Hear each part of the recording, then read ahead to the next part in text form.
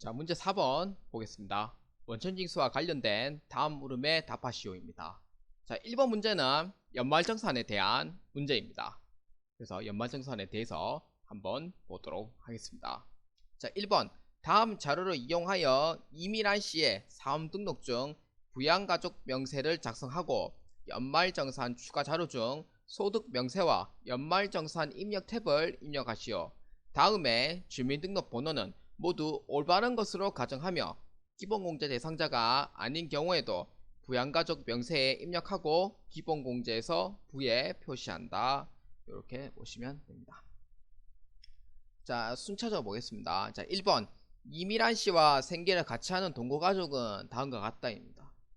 근데 여기 보시면은 1번 이미란 씨는 부녀자 공제 대상이 아니다 라고 되어 있어요. 그러니까 즉 뭐냐면은 이게 기준 소득 금액이 3천만 원을 훨씬 초과를 하니까 부녀자 공제를 받을 수가 없다는 의미가 돼요. 그래서 1번에 대한 얘기입니다.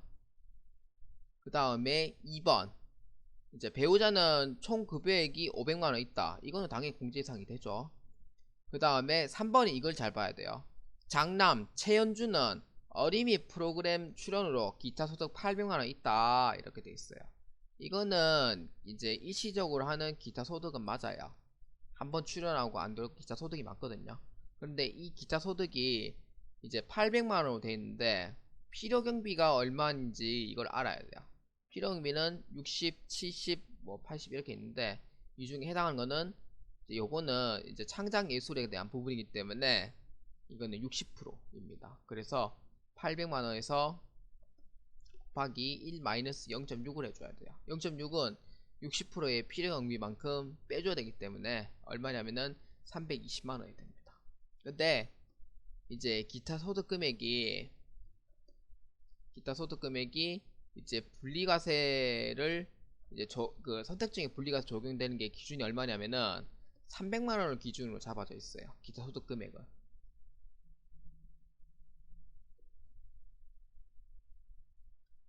기타 소득 금액이 300만원으로 되어져 있습니다.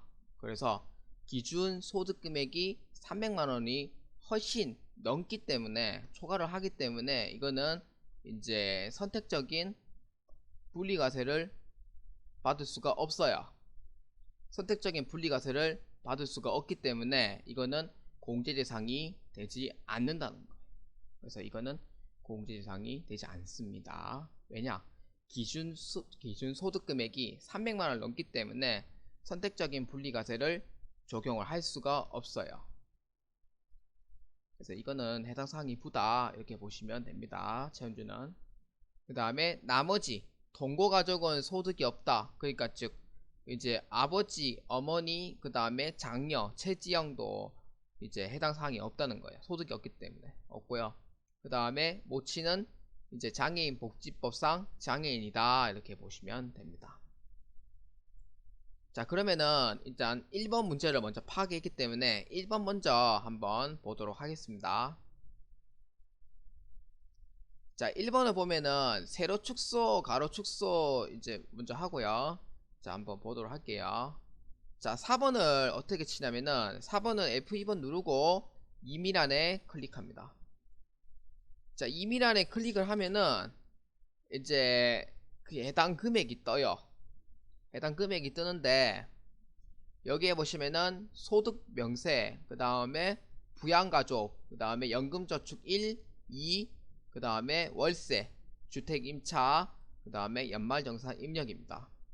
그래서 해당하는 이 문제에서 소득 명세하고 연말정산 탭에 입력을 하라고 되어 있어요. 그래서 이제 소득 명세, 그 다음에 부양가족, 그 다음에 연말정산 입력 요게 세 가지를 모두 이제 해주면 되는 그런 문제가 됩니다.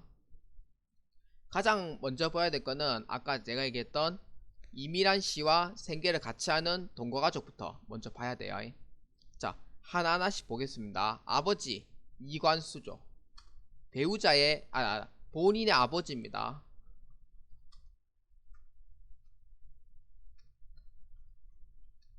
이렇게 치고요. 본인의 아버지죠. 그러니까 배우자가 아니고 소득자의 직계존속 1번으로 해주셔야 돼요. 그래서 48년생이기 때문에 나이가 71세, 그러니까 즉 71세, 60세 이상으로 해주면 됩니다. 그 다음에 어머니 허복순입니다. 자, 치면 되죠. 자, 60세 이상으로 하면 되고요. 그 다음에 이제 모친은 5번 동그라미 5번에 있습니다. 장애인 복지법상 장애인이니까 장애인의 1번으로 입력해주면 됩니다. 자, 그 다음에 이제 배우자 최영민입니다.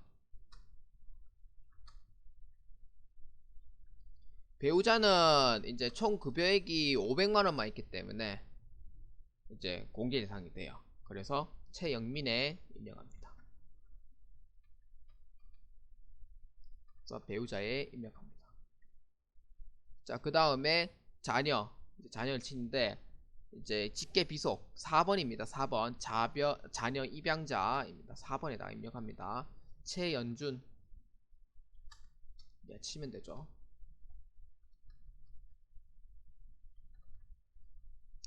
자, 5세인데 20세 이하로 입력할 수가 없죠. 왜냐면은 기타 소득 금액이 320만원이고 선택적 분리과세가 300만원이 넘으면은 공제 대상이 안 돼요. 그렇기 때문에 이거는 부로 입력해주면 됩니다.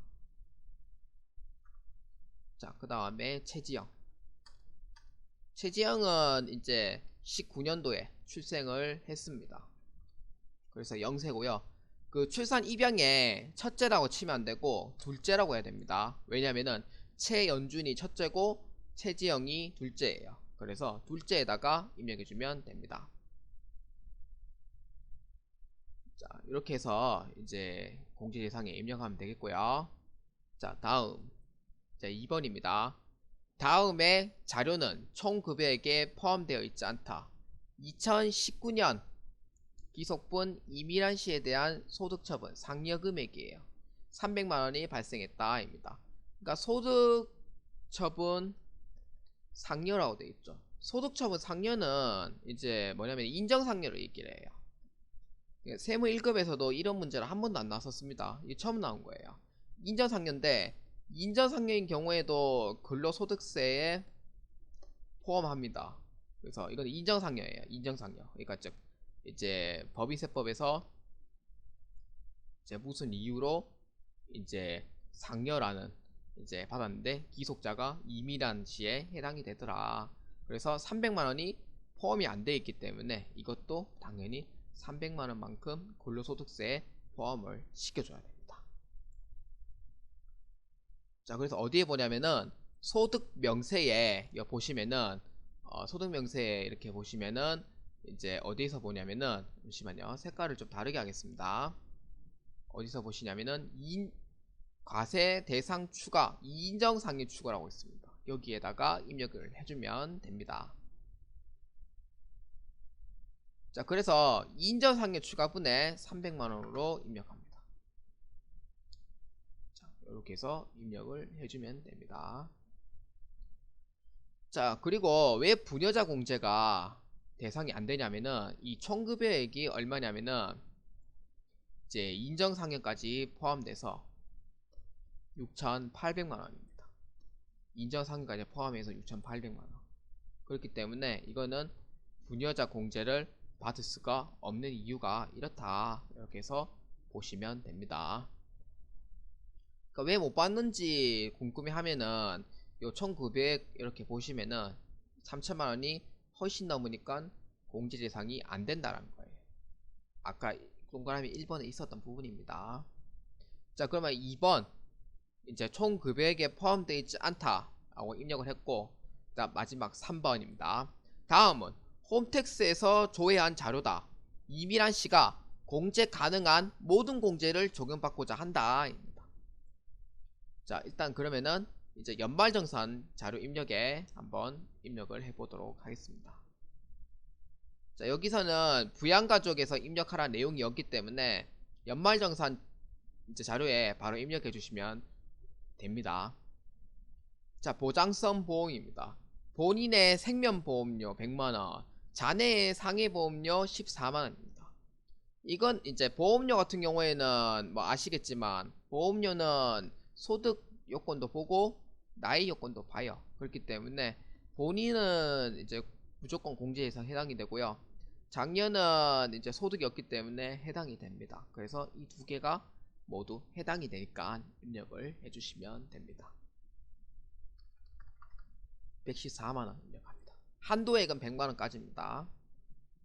자, 의료비입니다. 의료비는 본인 맹장수술비, 그 다음에 부친 보청기 구입, 그 다음에 장남 진료비, 그 다음에 배우자 성형수술비가 있는데, 이 배우자 성형수술비는 의료 목적이 아닌 미용 목적이니까 이거는 공제 대상이 되지 않습니다. 자, 의료비는 이제 유일하게 나이 요건도 안 보고 소득도 안 봐요. 소득 안 봅니다. 소득 안 봅니다. 그래서 장남이 현재 부로 입력이 되어 있어도 공제 대상이 되는 게 바로 의료비입니다. 그래서 본인 맹장 수술비 150만원, 그 다음에 부친 300만원. 그러니까 부친은 65세 이상입니다. 71세니까. 그 다음에 이제 일반 의료비에서 장남 90만원으로 해서 입력을 해주면 돼요. 자, 그러면은 의료비에 입력합니다. 자, 의료비에 보시면은 본인 65세 이상자의 장남에다가 본인 맹장 수술비, 부친의 보청기 구입비 합쳐서 450만원입니다. 그 다음에 장남 진료비 90만원 입력합니다. 아까 얘기했듯이 배우자 성형수술비는 의료 목적이 아닌 미용 목적을 했기 때문에 공제 대상이 안 되는 겁니다. 자, 그 다음 교육비입니다. 자, 교육비는 이제 어떻게 보냐면은, 교육비는 이제 나이는 안 따집니다. 근데 소득은 봅니다. 나이는 안 따지, 소득은 봐요. 근데 그 중에 안 되는 게 있어요. 대학원은 본인만 가능합니다. 그 다음에 직계 존속의 교육비는 공제가 안 돼요. 공제가 안 되고요. 그 다음에 이제 뭘 보냐면은, 그 다음에는 이제 노인대학이라든지 그 다음에 상업대학, 이런 건 대학 교육기관도 아니에요. 이거는 교육기관도 아니에요. 그래서 공제 대상도 안 됩니다. 공제 대상이 안 됩니다. 그래서 노인대학 교육비는 공제 대상이 안 되고요. 배우자의 대학교 교육비만 공제 대상이 됩니다. 자, 그래서 대학교 이제 교육비 공제 대상에 해당이 되니까 400만원 입력합니다. 그래서 400만원의 15% 60만원 세액공제입니다. 자, 그 다음에 이제 기부금 되어 있죠. 기부금, 마지막 기부금입니다. 이 기부금은 이제 기부금도 똑같이 이제 교육비와 똑같이 나이 여건은 안 되지만 이제 소득 여건은 봅니다. 그래서 두 분 다 해당은 돼요. 본인 배우자 이제 공제 대상에 해당은 되지만 이 종친의 기부금이라고 있어요. 이거는 비지정 기부금입니다. 그래서 공제 대상이 안 돼요. 그래서 요것만 120만원만 입력해주면 되겠습니다. 내가 왜 잠시만요.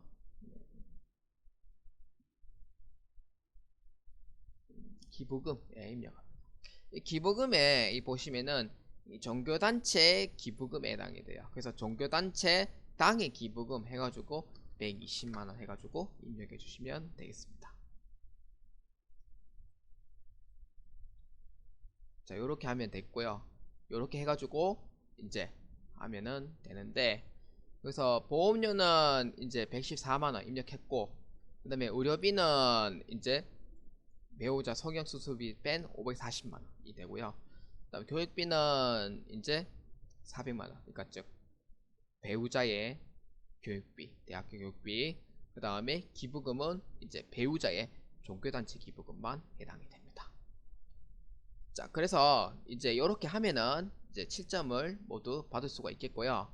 그래서 이번 부양가족에서 입력할 필요가 없는 이유는, 이제 부양가족 그 명세에 입력을 하라고 되어 있지만 이제 부양가족 명세에 따로 이렇게 금액을 입력하라는 문제는 없었어요. 그래서 입력을 해도 무방하고 입력을 안 해도 무방합니다. 그래서 이번에는 입력을 안 하는 쪽으로 그렇게 문제가 나왔기 때문에, 그래서 이번에는 부양가족에 대해서 따로 여기에다가 금액을 입력할 필요가 없었다. 이렇게 해서 이제 마지막으로 말씀드리고 싶었습니다. 자, 그래서 이제 다음 문제로 넘어가도록 하겠습니다.